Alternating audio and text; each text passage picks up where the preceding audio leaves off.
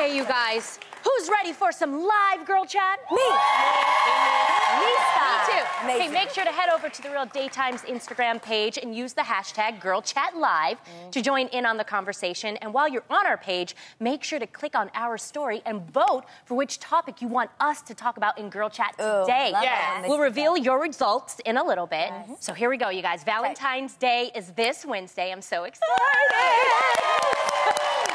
Which is great for everyone who's booed up. However, we thought it would be nice to celebrate our best girlfriends. Yeah. That's right. Yes.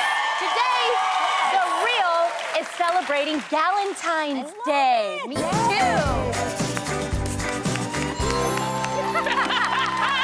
What?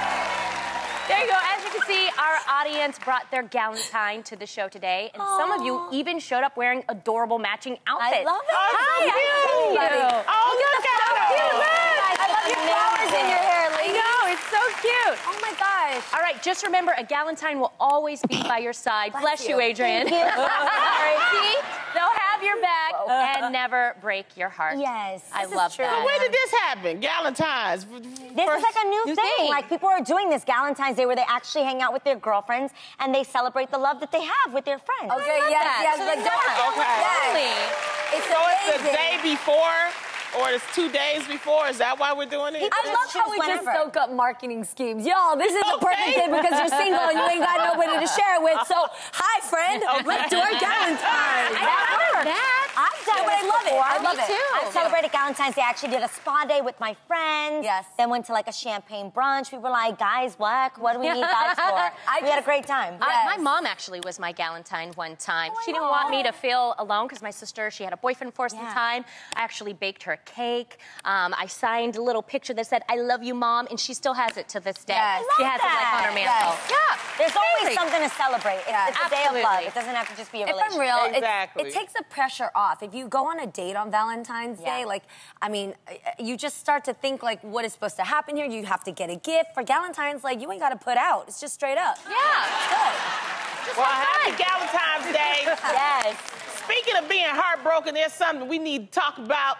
Last week, I was shocked to I discover knew this my was coming. boo, Idris Elba. Oh, y'all know I was going to talk about it on a Monday, okay? We knew it. You up here? We knew it. Idris Elba, last week I found out, has followed my co-host Tamara on Twitter. Which is nice. But the pain didn't end there, y'all. Oh, no. Over the weekend, at a screening of his new film, Yardie, Idris got down on one knee and proposed to his girlfriend, Sabrina. That's right. Idris is off the market. Wow. That is that's wonderful. Bitch, man. Wonderful. Wow. I just want to say. What do you want to say, Loni? What do you want to say? It's okay. I interviewed Idris, right? Remember when I interviewed him at the beginning? And you said she was amazing. I asked him about getting married again. Now, Yes. we have that clip. Let me show y'all. I asked because I want everybody to know that I asked, right? And this is the clip. For some reason, everybody wants you to be married. And I'm like, I don't want to be married. So I understand where you're coming from. But what is the deal with that? Now, Okay. I can't tell y'all the answer because he went on and on and on about getting married. And that let That me he didn't know. want to, or no, that he did? that he was like, he danced around the question. Oh, And, he was already and, thinking it. and I have to remind you guys, when I did this interview, he had his girlfriend there, Yes. Sabrina. Yes. He had his daughter there, and he had about 20 other people with him. He had a whole entourage. So the way he answered the question, which if you go on the Real Daytime, we'll put the whole clip so you can see what I'm talking about. Okay. I knew that he was in love with her, and she's a lovely girl, and I'm very, very happy for Idris. So, Okay. you know. Because you She know has we were to be here. We were ready amazing. for you. I was going to make, like, Sabrina dartboards just for fun. I got you. Just This in is my case. No, girl. she was laughing at my jokes because when I Yeah. was interviewing, because it's like, if it was just him and I really would have asked him about her. But because she was in the room, Yes. you know, and they had just kind of revealed that they were dating, I Yes. didn't want to ask, too get too gossipy. So that's why I asked about the marriage. And then once he danced around it, I said, oh, yeah, that's the one for him. He's in love with that girl. Well, I think he is in love with her. Wow. I don't know for sure, but I think he was even quoted saying that he would never, ever get married again. So she must be a very lovely person. She is so very nice. Special. She's so many nice people. Girl. She's beautiful. But y'all didn't fail to tell me on a Saturday morning that he got engaged. I know, they're still saying, they're sending their condolences on our IG. Yes. You guys, I got hundreds. Read some of them, At D Rose said, when I first saw that he got engaged, I instantly thought of Loni. Oh, so thoughtful. At Joanna Beautiful said, honestly, all I can think about is Loni. I mean, good luck in his engagement and all, but it's bittersweet. So what I did, because I got hundreds, I mean, on my whole mentions, all on Instagram, people like, Loni, you okay? Are you fine? Yeah. So what I did was I made a little collage that I put up. I did and that. I sent it out to everybody saying, thank you for your condolences. I'll be okay.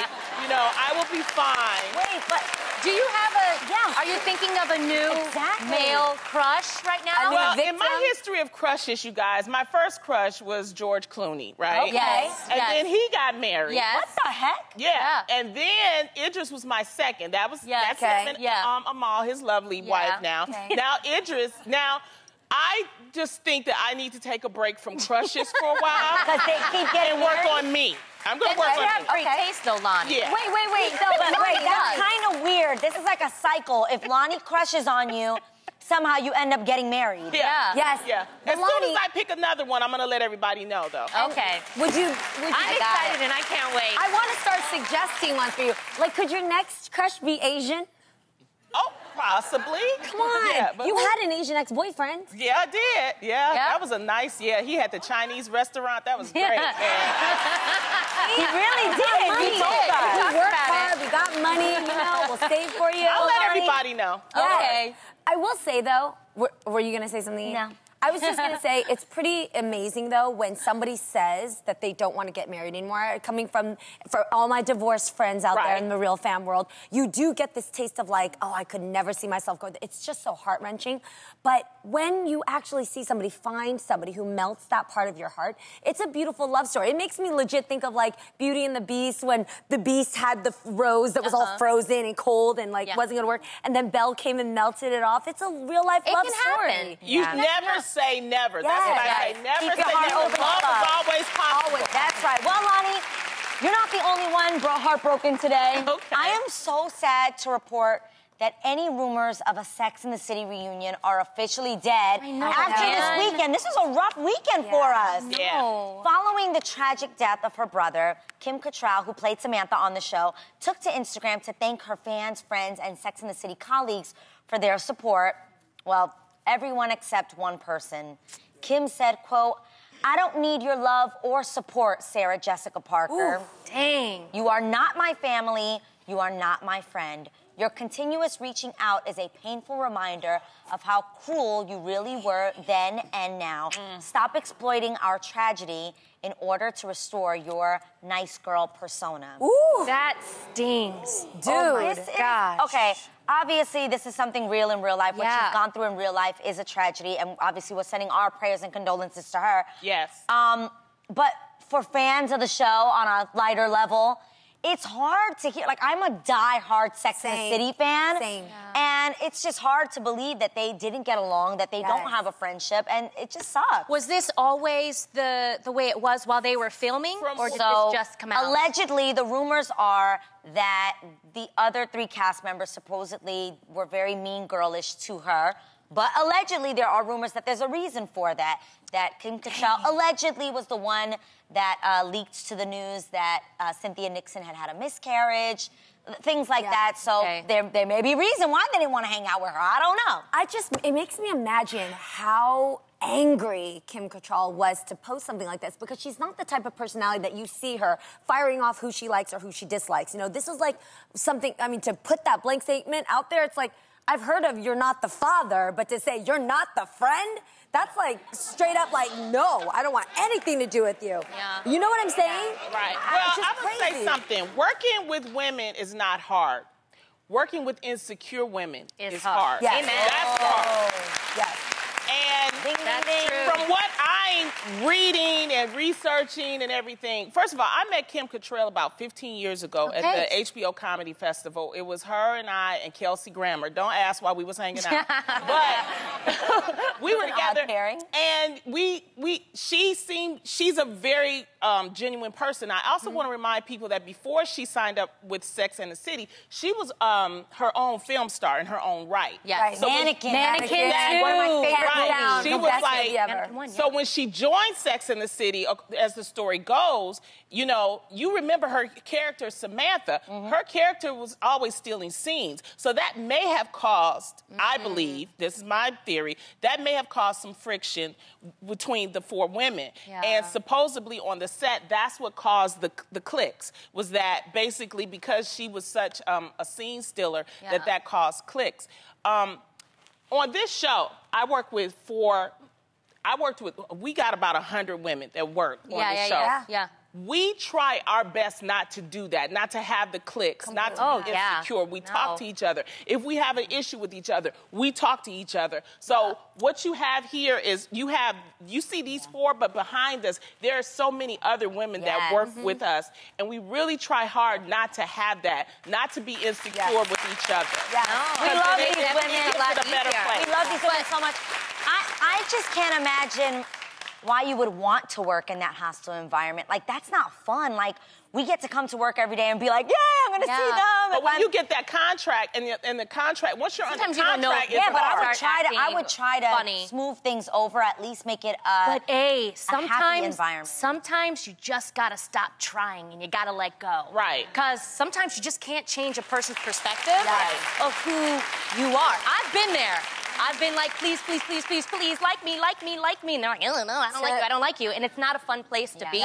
So I would just say to Sarah, just let it go. You know, she doesn't like you, and that's okay too. You've got to move on from that. Kim But I understand for the fans. She's 61. Kim Cattrall is 61 years old, and she's just at a point in her life. You think in your 40s you get someplace? Wait till you get to them 60s, and you really don't care. And while everybody asking for this Sex and the City film, they don't want to do it. Give Girlfriends one, because we still don't know what happened to John. Oh my gosh, we want John married. Such a great show. Such a good show. Well, speaking of girl group reunions, former Posh Spice Girl and designer Victoria Beckham nearly broke the internet last week after posting a recent picture of all 5 Spice Girls together. Love them. Sparking rumors that the world would finally be getting a reunion tour. Well, Beckham, while in New York for Fashion Week, quickly threw water on that fire, telling Vogue, quote, "I'm not going on tour. The girls aren't going on tour." So, ladies, so heartbroken hearts over here. So why do you think this tour isn't happening? And what do you think the fans really, really want?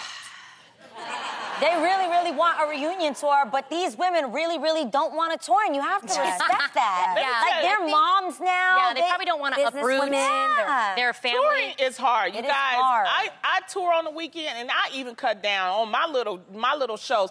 You have to not only uproot and leave your family, you got to get on a bus, you got to get on flights, you got to make sure that everything. It's not. You got to do press. It's not as easy as people think. Exactly. Well, even with their old songs, you got to rehearse, you got to do everything. You got to do them dances again. Y'all remember the dances that Putting they did? a show together, like I'm sure they would want to do if they are going to return, it would be a crazy, major production putting that show together. They'd be in rehearsals. It's a lot of work. Maybe just one show, just one special. Maybe one show, but I don't think a tour.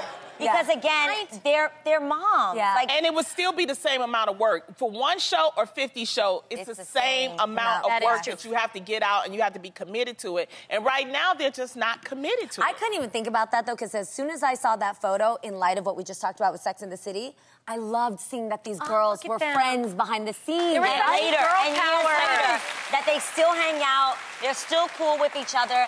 That's what you want to see. I always said we were the Spice Girls of daytime TV. Yes! That would be like years from now. What would your own Spice Girl name be? I don't know, but I loved Scary Spice's hair. Right? Her hair.